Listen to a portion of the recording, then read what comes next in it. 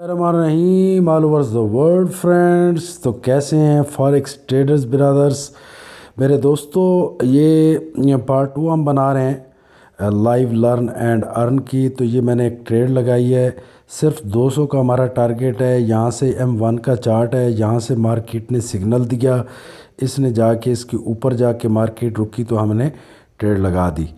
तो बिल्कुल छोटा सा हमारा टारगेट है। ये हमारा टारगेट पूरा हो चुका है और हमने ट्रेड को क्लोज़ किया है 114 आए। तो फिल फॉर अगर इस जगह पे ट्रेड लग जाती तो ये $250-300 था, ठीक है। तो इसने जी सिग्नल दिया, ये इन्वर्टेड हैमर बना, साथ वाली कैंडल जो है विदाउट टेल निकली, यहाँ से ऊपर जाके ये क्लोज़ हुई है इस लेवल पे।